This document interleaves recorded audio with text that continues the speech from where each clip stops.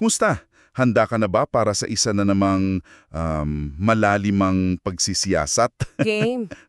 Ang mga material na nasa harap natin ngayon ay galing sa isang, alam mo na, makasaysayang dokumento, ang Larger Catechism. Oo, classic yan. Isa itong tanog-sagot na gabay, di ba, sa mga pangunahing aral ang Kristyanismo mula sa isang partikular na tradisyon. Tama, very systematic. Ang misyong natin, himain natin yung kwento na binubuo nito mula sa kung sino ang Diyos, ano ang lagay ng tao, hanggang sa paano sila nagkakaugnay. Oo, yung buong arc, kumbaga. At ang unang tanong pa lang, medyo mabigat na. Ano ang pangunahin at pinakamataas na layunin ng tao? Sabi dito, para daw sa kaluwalhatian at kagalakan sa Diyos magpakailanman. Malalim agad. Oo nga eh. Pero paano nga ba natin makikilala itong Diyos na parang sentro ng lahat? Magandang simula yan. Sinasabi kasi sa catechism na may dalawang pangkalahatang paraan, kumbaga. Okay, ano yung una? Una, yung tinatawag nilang liwanag ng kalikasan, yung parang likas na kamalayan natin at saka yung mga gawa ng Diyos sa paligid. Yung creation. Oo, yung mga nilikha niya. Nakikita raw natin doon yung kanyang kapangyarihan at pagka-Diyos. Pero sapat na ba yun? Ayun nga, may diin dito. Para daw sa kaligtasan, hindi raw sapat yung danyang pangkalahatang pagkakilala. Okay. So kailangan pa ng iba. Oo, ang salita ng Diyos, yung Biblia at saka yung pagkilos ng Espiritu Santo. Yun daw talaga ang kailangan para, alam mo na, lubos siyang makilala at makalapit sa Kanya. Okay, so may patunay mula sa nakikita natin, tapos may specific revelation sa kasulatan, pero lampas doon, sino or ano ba talaga ang Diyos ayon dito? Ang hirap kasing i-picture, di ba? Diyan pumapasok yung isang detalyadong paglalarawan. Medyo mahaba nga eh. Sige, ano sabi? Sinasabi na ang Diyos ay espiritu. So hindi siya material, hindi nakikita ng mata. Okay. At ang mga katangian niya, grabe, napakarami at talagang, wow, kangangahanga. Walang hanggan daw sa kanyang pag-iral, kaluwalhatian, kaligayahan at kasakdalan. Parang lahat na ng perfect. Oo. Siya lang daw ang sapat sa sarili niya, hindi nagbabago, hindi kayang lubos na maunawaan ang isip natin, nasa lahat ng dako, pinakamakapangyarihan, nakaalam ng lahat, pinakamarunon, pinakabanal, pinakamakatarungan. Teka, hinga muna. Ang dami. At puno pa ng awa, biyaya, pagtitiis, kabutihan at katotohanan. Halos lahat na talaga ng perfectong katangian nasa kanya raw. Grabe, parang sinakop na lahat ng pinakamataas na konsepto. Sa dami ng katangian niyan, nililinaw ba kung iisa lang siya? Kasi may mga paniniwalang marami, di ba? Oo, napaka-critical yan. At very firm sila dito. Mariin talagang sinasabi. Iisa lamang ang Diyos, ang buhay, at tunay na Diyos. Clear na clear yun. Okay, iisa lang. Pero dito nagiging mas malalim at para sa marami, mas komplikado. Dito papasok yung... Ito na siguro yung madalas pag-usapan, yung Trinity. Tama ka dyan. Yung Trinity, ipinapaliwanag na kahit isa lang ang Diyos sa kanyang esensya o pagka-Diyos, meron siyang tatlong persona. Ang Ama, ang Anak, si Jesucristo, at ang Banal na Espiritu. Okay, tatlong persona. Oo. Ang mahalagang punto rito, hindi sila tatlong magkakaiba na Diyos, kundi iisang tunay at walang hanggang Diyos pa rin. Paano yun? Sila raw ay magkakatulad sa sangkap, pantay sa kapangyarihan at kaluwalhatian. Magkakapantay sila. Pero may pagkakaiba pa rin. Meron daw. Ang pagkakaiba ay nasa kanilang personal na katangian o yung relasyon nila sa isa't isa. Halimbawa, ang Ama raw ay hindi isinugo. Ang Anak ay isinugo ng Ama. Ang Espiritu naman ay nagmumula sa Ama at Anak. Mga ganyang distinctions. Diyan madalas sumasabit yung isip ko eh. Kung iisa sila, paano naging tatlo? At kung pantay sila, paano mo mapapatunayan, lalo na para sa Anak at Espiritu, na Diyos din sila katulad ng Ama? May basehan ba yan sa text? Tinutugunan niya ng catechism. Sinasabi nila na ang mismong kasulatan, yung Biblia, ang nagpapatunay nito. Paano raw? Sa pamamagitan daw ng pagbibigay sa anak at sa espiritu ng mga pangalan na para lamang sa Diyos, tulad ng Diyos, Panginoon. Tapos, mga katangian din daw, like walang hanggan, alam ang lahat. Yung mga attributes na binanggit kanina. Oo, pati na rin mga gawa tulad ng paglikha, pagliligtas, at saka pagtanggap ng pagsamba na para lamang sa Diyos. So yung logic is, Ang argumento nila, kung hindi sila tunay ng Diyos, hindi ibibigay ng kasulatan ang mga ganitong paglalarawan at parangan sa kanila. Parang ganon? okay, gets ko. So yung mismong pagtrato sa kanila sa Biblia ang batayan? Okay. Kung ganito pala ang kalikasan ng Diyos, lipat naman tayo sa kanyang mga plano at pagkilos. May binabanggit ditong decrees o mga itinakda ng Diyos. Ano naman to? Medyo mabigat pakinggan yan, Oo, ito'y tumutukoy sa kanyang kumbaga walang hanggang plano. Ang mga decrees daw ay ang kanyang marurunong, malaya, at banal na mga pasya. Mga desisyon niya. Parang ganon, na itinakda na niya bago pa man magkaroon ng panahon. Yung purpose daw nito para sa kanyang sarihing kaluwalhatian. At ito raw ay tiyak at hindi nagbabago. Lahat kasama. Sinasaklaw daw nito ang lahat ng mangyayari, maliit man o malaki. Pero may special focus daw sa mga anghel at tao. Okay. At dito nga pumapasok yung isang aspeto na madalas pagtalunan, yung particular na decree tungkol sa mga anghel at tao. Ano yun? Ayon sa Catechism, ang Diyos daw dahil sa kanyang kagustuhan at para sa kanyang kaluwalhatian, ay pumili ng ilang anghel para manatili sa kabanalan at kaluwalhatian. Okay, sa mga anghel. Sa tao. At sa tao. At sa pamamagitan daw ni Kristo, pumili rin siya ng ilang tao para sa buhay na walang hanggan, kasama na yung mga paraan para makamit nila ito. Eleksyon ang tawag dyan. So may pinili. Paano yung hindi? Kasama nito, sinasabi rin na ayon daw sa kanyang kapangyarihan at hindi malirip na kalooban, yung iba ay kanyang pinalampas, pass by yung term minsan, at itinalaga sa kahihiyan at puot dahil sa kanilang kasalanan. Wow. Para raw mapakita ang kanyang katarungan. Mahalaga lang nalinawin natin na inilalahad lang natin kung ano yung nakasulat dito sa pinag-aaralan nating teksto ha, hindi ito personal opinion. Oo naman. Teka, yung sinabi mong pinalampas at itinalaga sa kahiyaan dahil sa kasalanan, grabe mabigat ngayon pakinggan. Para sa iba baka isipin, parang hindi ito fair or paano ba yan inuunawa sa konteksto nitong catechism? Magandang tanong yan na madalas talagang lumitaw. Ang pagkaunawa rito sa loob ng sistemang ito ay hindi raw ito arbitraryo. Yung pagpili, yung election, nakikita nila as gawa ng biyaya na hindi naman daw deserved ng sino man. Okay, grace yung pagpili. Oo. Yung pagpapalampas naman or preterition, nakikita nila as pag-iwan sa iba doon sa kalagayan nila ng kasalanan na siyang nararapat na bunga daw ng pagiging makasalanan nila. So dahil may kasalanan na sila in the first place. Parang ganon. Sinasabi rito na ang Diyos ay makatarungan pa rin sa kanyang paghatol sa kasalanan at maaway naman sa kanyang pagliligtas sa mga pili niya. Pero oo, malalim talaga itong theological na usapin. Okay, salamat sa paglilinaw niyan kahit papaan. So, kung mayroon ngang ganitong mga plano or decrees, paano naman ito nangyayari? Paano na isa sa katuparan? Dito na ba papasok yung paglikha at yung tinatawag na providence? Eksakto, konektado lahat yan. Isinasa katuparan daw ng Diyos ang kanyang mga decrees sa pamamagitan ng dalawang pangunahing paraan, paglikha, creation at providensya, providence. Creation, alam natin yan. Paano dinidescribe dito? Ang paglikha, simple lang. Ginawa niya sa simula mula sa wala, ex nihilo, nilikha niya ang sanlibutan at lahat ng narito sa loob ng 6 na araw. Gamit lang daw ang kanyang salita at kapangyarihan at ideklara niya itong napakabuti. Okay, tapos yung tao. Sa paglikha naman sa tao, special sila. Nilikha niya sila na lalaki at babae ayon sa kanyang wangis. May kaalaman daw, katwiran at kabanalan. Image of God. Oo, may batas na raw na nakasulat sa puso nila. May kakayahang sumunod at may kapamahalaan sa ibang nilalang. Pero ito yung catch, may mahalagang paala. Sila ay may kakayahang mahulog. Hindi sila parang robot, may free will. Kaya pala. Okay.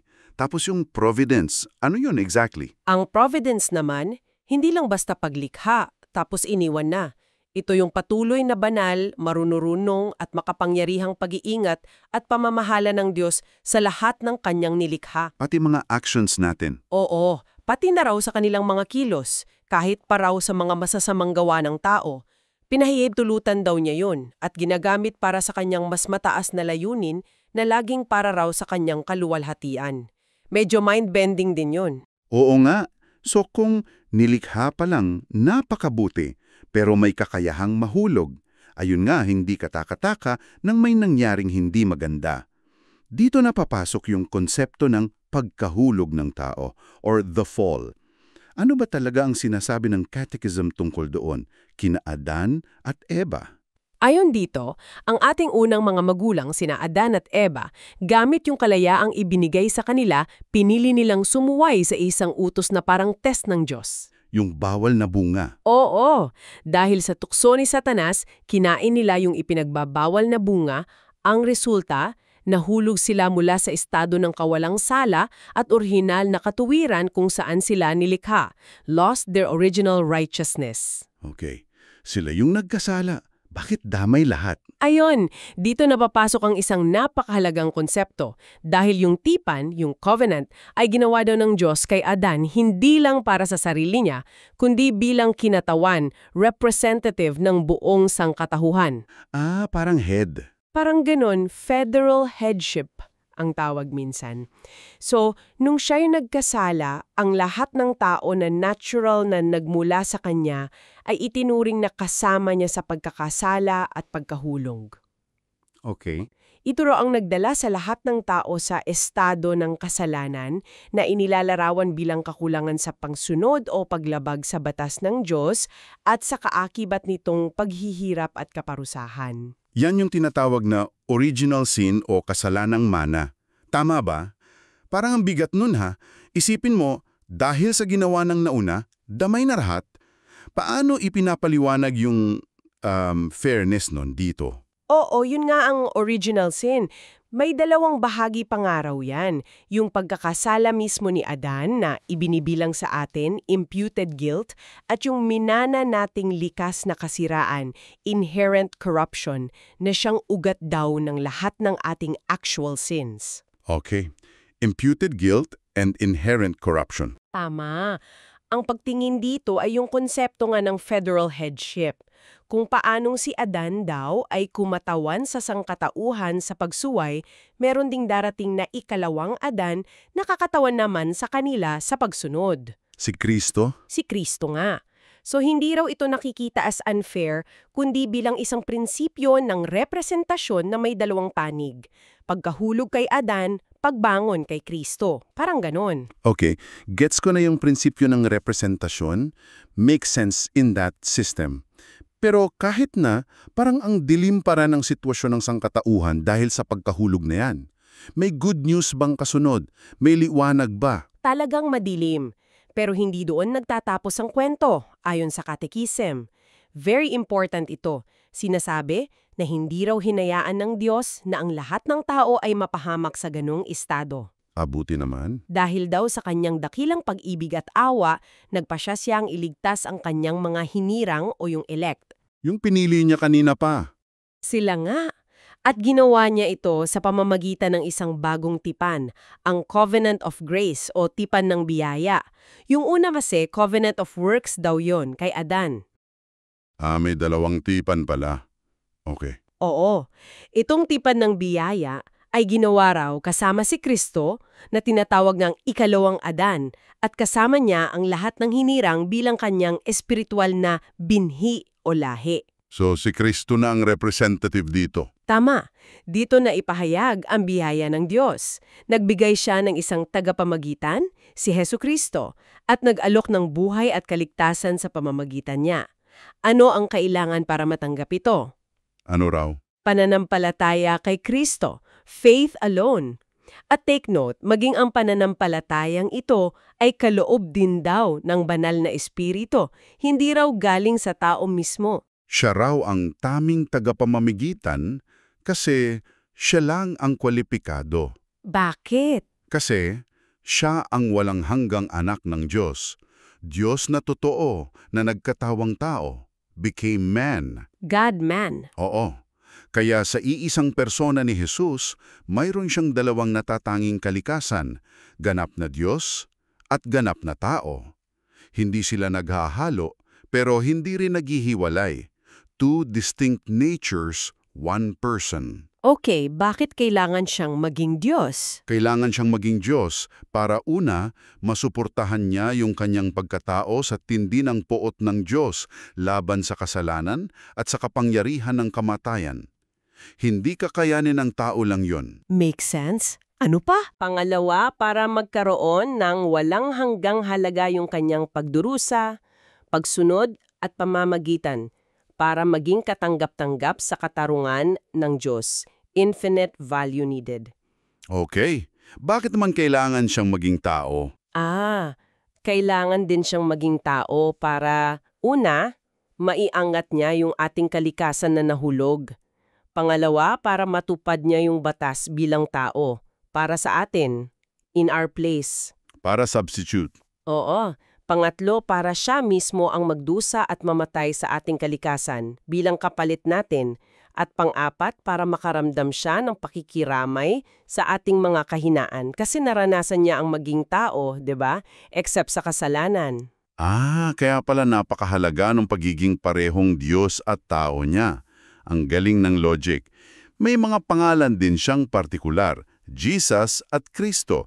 Ano naman ang sinasabi ng Catechism tungkol sa meaning ng mga to? May special significance daw yan.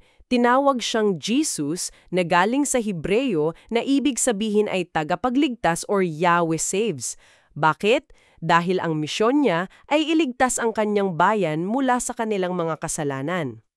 Okay, Jesus equals Savior.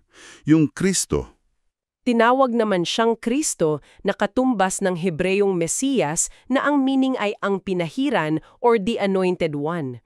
pinahiran para saan? Pinahiran daw siya ng banal na espiritu ng higit sa karaniwang sukat para gampanan ang tatlong mahalagang tungkulin o opisina para sa kanyang simbahan, ang pagiging propeta, pari at hari, prophet, priest, and king. Yung three offices. Okay, paano yun? Bilang propeta.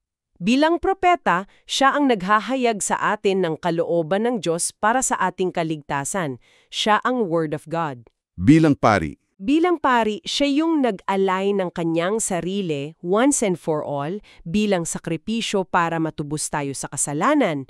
At patuloy siyang namamagitan para sa atin sa langit. Intercession. At bilang hari. At bilang hari, siya ang tumatawag sa kanyang bayan palabas sa sanlibutan, naghahari sa kanila, nagtatanggol, nagpapanatili sa kanila hanggang wakas, at tatalunin niya ang lahat ng kanilang kaaway. Napakakomprehensibo ng kanyang role. Kumpleto nga ang pagiging tagapagligtas niya. All bases covered. Kung yan ang ginawa ni Kristo, paano naman ito nagiging effective? Or paano na natatanggap ng mga tao? How do they get the benefits? Hindi naman automatic, di ba? Tama. Ang mga benepisyong ito ay hindi otomatikong napupunta sa lahat ayon sa Catechism.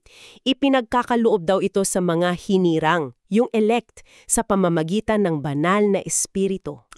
Role ng Holy Spirit. Oo.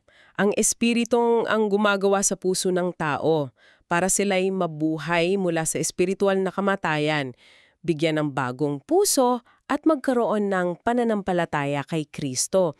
Regeneration ang tawag doon. Tapos, ano yung mga key benefits? Dalawa sa pinakamahalagang benepisyo na resulta nito ay ang justification o pag-aaring ganap at sanctification o pagpapabanal. Madalas itong mapagkamalang isa or mapaghalo, pero napakahalaga daw ng pagkakaiba nila. Oo nga, madalas ko marinig yan eh. Ano ba yung pinaka-critical na pagkakaiba na dapat nating tandaan between justification and sanctification? Okay, ganito. Ang pag-aaring ganap, yung justification, isipin mo na parang isang legal na deklarasyon ng Diyos sa kanyang korte. Legal act. Oo. Ito'y isang kilos act ng kanyang libreng biyaya kung saan pinatatawad niya ang lahat ng kasalanan ng isang mananampalataya at idinedeklara siyang matuwid sa kanyang paningin, declared righteous. Dahil ba mabait na siya? Ayun ang susi, hindi raw ito base sa anumang kabutihan o gawa ng tao, kundi dahil lamang sa perpektong katwiran at kabayaran ni Kristo na ibinibilang, imputed sa account nila. Tinatanggap ito sa pamamagitan lamang ng pananampalataya. So, tapos na ang kaso, not guilty ka na sa harap ng Diyos. Perfect standing. Okay, malinaw yun. Declaration. Paano naman yung sanctification? Ang pagpapabanal, yung sanctification, ay hindi isang deklarasyon, kundi isang proseso. Ito'y isang gawa, work ng biyaya ng Diyos kung saan ang mga mananampalataya ay unti-unting binabago ng Espiritu Santo. Binabago para saan? Para maging mas katulad ni Kristo sa kanilang pag-iisip, puso at pamumuhay. Ito yung aglago sa kabanalan. Yung mas namamatay yung pagnanasa sa kasalanan at mas lumalakas yung pagnanasang sumunod sa Diyos. Progressive work ito. Okay. Ang laki ng difference. So ang justification ay tungkol sa ating katayuan o legal standing sa harap ng Diyos, idineklarang matuwid, na habang ang sanctification ay tungkol sa ating aktwal na kondisyon o yung paglago natin sa kabanalan. Malinaw yon. Eksakto, yun ang pinaka-core difference at dahil ang justification ay base sa gawa ni Kristo na perpekto na, ito ay perpekto na rin agad at pantay sa lahat ng mananampalataya mula pa lang sa simula ng kanilang pananampalataya. Hindi na sila muling hahatulan. Okay, settled na yon. Oo. Ang sanctification naman, dahil ito'y proseso sa atin, hindi ito perpekto sa buhay na ito. May laban pa rin, laban sa kasalanan, at ang antas ng paglago ay maaaring magkakaiba sa bawat tao at sa iba't ibang panahon ng kanilang buhay. Hindi pareho-pareho. Okay, gets. Nabanggit din kanina yung kasiguraduhan. Kung ang justification ay perfecto na at settled, ibig sabihin ba nito pwedeng makasiguro ang isang tao na ligtas na talaga siya at hindi na mawawala yon? Assurance ba? Oo, yan ang tinuturo ng Catechism. Assurance of salvation. Sabi nila, ang mga tunay na nanampalataya kay Kristo, na nagsisikap mamuhay ng may malinis na budhi, ay maaaring magkaroon ng din nagkakamaling kasiguraduhan. Infallible assurance daw, na sila ay tunay na nasa estado ng biyaya at mananatili hanggang wakas. Perseverance of the saints. Paano nila malalaman yon? Baka feeling lang. Hindi raw ito kayabangan or feeling lang. Ito raw ay isang pagtitiwala na nakabase sa tatlong bagay. Una, sa katotohanan ng mga pangako ng Diyos sa kanyang salita. Pangalawa, sa nakikitang bunga ng biyaya sa kanilang buhay, evidence of grace. At pangatlo, sa panloob na patotoo ng banal na espiritu sa puso nila, internal witness of the Spirit. So may basis. May basis daw. Gayunpaman nililinaw din nila na hindi lahat ng tunay na mananampalataya ay palaging nararanasan itong kasiguraduhan na to ng buong linaw. Pwedeng mawala yung feeling. Oo, yung feeling ng assurance. Maali daw itong manghina o pansamantalang mawala dahil sa halimbawa, pagbabaya sa pananampalataya, pagkahulog sa malaking kasalanan, matinding pagsubo o yung pakiramdam na parang ang layo ng Diyos. Pero ligtas pa rin sila. Oo daw. Kahit mangyari iyon, hindi raw sila tuluyang pababayaan ng Espiritu Santo hanggang sa punto na lubusan na silang mawalan ng pag-asa. May natitirang suporta pa rin daw kahit hindi nila feel, hindi sila totally abandoned. Mahalaga yung balancing niyan. May kasigurudahan pero hindi laging nararamdaman. Okay, malapit na tayo sa dulo, ano? Balikan natin sandali yung kautosang moral, yung moral law na nabanggit kanina na nasa 10 utos. Kung ang mga mananampalataya ay ligtas na sa biyaya at hindi na sa pamamagitan ng pagsunod sa batas para maligtas, ano pa raw ang silbi nito para sa kanila? Bakit kailangan pa ring pag-aralan o sundin? Parang redundant na. Napakahalagang tanong yan at tinatalakay din yan dito. Hindi raw redundant. Kahit na ang mga mananampalataya ay pinalaya na mula sa batas bilang paraan ng pagpapawalang sala, justification, at mula sa sumpa nito, condemnation. Wala nang hatol. Oo, wala nang hatol. Hindi raw ibig sabihin na wala na itong silbi. Marami pa rin daw itong gamit sa buhay ng Kristiyano. Tulad ng ano? Una, nagsisilbi pa rin daw itong salamin. Pinapakita nito sa kanila yung standards ng Diyos, yung kanilang mga kasalanan pa rin, at yung patuloy nilang pangangailangan kay Kristo at sa kanyang biyaya. Para hindi maging kampante? Parang ganun. Ipinapakita rin daw nito kung gaano nila dapat pasalamatan si Kristo sa pagtupad niya ng batas para sa kanila. At pangalawa, at ito yung pinaka-practical, nagsisilbi pa rin daw itong gabay o pamantayan, rule of life, para sa kanilang pamumuhay. Paano yun? Hindi ito para maligtas sila, kundi bilang pagpapakita ng kanilang pag-ibig at pasasalamat sa Diyos na nagligtas sa kanila. Ito yung nagtuturo kung paano nila maipapakita ang kanilang pananampalataya sa gawa, paano mamuhay in a way na pleasing sa Diyos. Guide for grateful living? Tama! At mahalaga ring tandaan na ang pagtingin daw dito sa batas ay hindi lang yung panlabas na kilos. Sinasabi nilang ito ay espiritual. Ano ibig sabihin nun? Umaabot daw ito sa ating mga motibo, iniisip, damdamin, sa kalooban. Hindi lang yung act, kundi yung heart. At syempre, hinahati pa rin ito sa dalawang pangunahing bahagi. Yung tungkulin natin sa Diyos, unang 4 na utos, at yung tungkulin natin sa kapwa, huling 6 na utos. Love God, love neighbor. Maliwanag.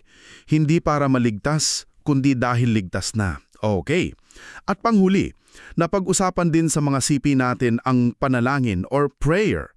Ano naman ang itinuturo ng catechism tungkol dito? Ang panalangin daw ay inilalarawan bilang pag-aalay ng ating mga naisin sa Diyos, offering up our desires. Pero may mga conditions daw. Ano yung mga yon? Daw sa tulong ng Espiritu Santo kasi siya raw ang nagtuturo sa atin kung paano manalangin ng tama. At dapat kasama raw dito ang pag-amin ng ating mga kasalanan, confession, at paos-pusong pasasalamat sa mga biyayang natanggap, thanksgiving. Hindi lang puro hingi. Hindi lang. At napakahalaga rin daw dapat itong idirekta sa Diyos lamang. Bakit sa kanya lang? Dahil siya lang daw ang tunay na nakakakilala ng puso, nakakarinig ng lahat ng panalangin, makapagpapatawad ng kasalanan at may kapangyarihang tumugon. Walang iba. Okay. May guide ba sa pananalangin? Ang buong salita ng Diyos daw ang pangkalahatang gabay natin. Pero may isang espesyal na huwaran o pattern tayong ibinigay. Ang panalangin ng Panginoon, yung Lord's Prayer or Ama Namin. Pwede bang yun na lang lagi ang dasalin? Itinuturo nila na maaari itong gamitin mismo bilang panalangin. Pero mas madalas daw dapat itong gamitin bilang isang modelo or pattern. Tinuturuan tayo nito kung ano yung mga bagay na dapat nating ipanalangin, yung mga petitions doon. At kung sa anong paraan or attitude, yung reverence, submission, etc. Template kumbaga? Parang ganon, isang divine template for prayer. Okay. So, wow. Mula sa pagkakakilala sa Diyos, sa kanyang mga plano, yung decrees, yung paghahulog ng tao, yung solusyon sa pamamagitan ni Kristo, hanggang sa praktikal na pamumuhay ng isang mananampalataya, kasama ang pagsunod sa utos at panalangin, grabe, nakita natin kung paano binuo ng larger catechism ang isang kumpletong theological na sistema, no? Oo, kitang-kita talaga. Yung layunin nitong magbigay ng isang detalyado, organisado, at higit sa lahat magkakaugnay na balangkas ng pananampalataya. Ayon siyempre sa perspective ng mga bumuo nito noong panahon nila. Parang puzzle na nabuo. Tama. Ipinapakita nito kung paanong ang bawat doktrina ay sumusuporta at konektado sa isa't isa. Bumubuo ng isang buong worldview, isang pananaw sa mundo at sa buhay. So, ano ang ibig sabihin ng lahat ng to para sa inyo na nakikinig? Well, nagbibigay ito ng isang malinaw na snapshot, isang larawan, sa isang maimpluwensyang paraan ng pag-unawa sa Kristyanismo. Nakikita ninyo yung lohika at yung mga koneksyon sa loob ng sistemang ito. Oo, at mahalaga ito hindi lang siguro para sa mga kabilang mismo sa tradisyong ito, kundi para sa sino mang gustong mas maunawaan yung kasaysayan at yung pagkakaiba-iba ng Kristiyanong pananampalataya. Part ito ng bigger picture. Yun sa pinakaunang tanong ng catechism na to, ay ang luwalhatian ng Diyos at maggalak sa Kanya magpakailanman. Paano kaya ito maisa sa buhay? Hindi lang bilang isang magandang konsepto, kundi sa praktikal na paraan, sa araw-araw, gamit ang mga prinsipyong napag-usapan natin mula sa tekstong ito. Malaking danong yan for reflection. Oo nga, maraming salamat sa pagsama ninyo sa malalimang pagsisiyasat na ito. Hanggang sa susunod.